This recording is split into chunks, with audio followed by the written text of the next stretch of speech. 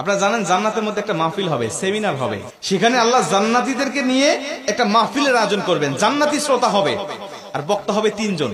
প্রথমে বিশেষ বক্তা হিসেবে থাকবেন হযরত দাউদ আলাইহিস সালাম।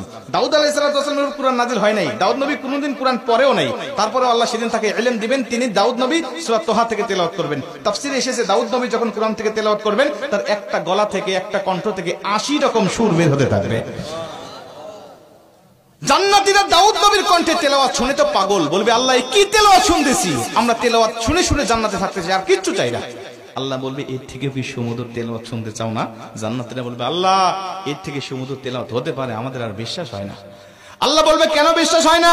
দাউদ নবীর উপরে কোরআন নাজিল হয় নাই, দাউদ নবী কোরআনের জন্য মার খায় নাই। যে নবীর উপরে কোরআন নাজিল করেছি, যে নবী কোরআনের জন্য মার খেয়েছে, দাঁত শহীদ করেছে, মাথার হেলমেট ভেঙেছে, উহুদের প্রান্তরে রক্তক্ষরণ করেছে, ওই নবীর কণ্ঠ থেকে কোরআনের তেলাওয়াত শোনো কেমন সুমধুর শোনা যায়।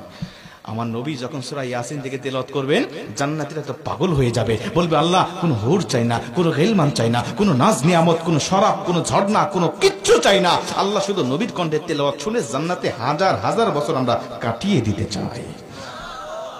আল্লাহ বলবে জান্নাতি এর থেকেও কি সুমধুর তেলাওয়াত তোমরা শুনতে চাও না? জান্নাতীরা বলবে আল্লাহ এর থেকে সুমধুর তেলাওয়াত হতে পারে, এটা আমাদের আর বিশ্বাসই হয় না। জান্নাতীরা কেন বিশ্বাস হবে না বলো? আমার নবীকে কণ্ঠ দিয়েছি আমি আল্লাহ নিজে, আমার দাউদকে কণ্ঠ দিয়েছি আমি আল্লাহ নিজে, কিন্তু আমার গলায় কত কণ্ঠ রেখে দিয়েছি জানো না? আমি আল্লাহ নিজের কণ্ঠকে ওসার করে এখন তোমাদেরকে সূরা রহমান থেকে তেলাওয়াত করে শোনাতে চাই।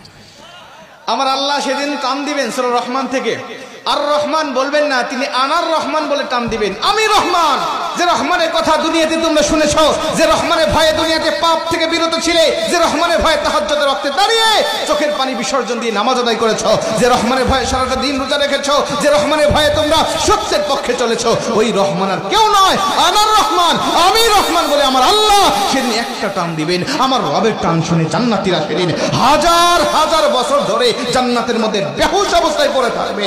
আমার আল্লাহ তাদেরকে হুশ দিবেন না। জোরে গান আল্লাহু আকবার বলেন। দোয়া করছি আজকে যেভাবে বসেছি আল্লাহ যেন জান্নাতের মধ্যে আমাদেরকে ওই মাহফিলে শ্রোতা হিসাবে সবাইকে বসার তৌফিক দান করেন। জোরে বলেন আমিন।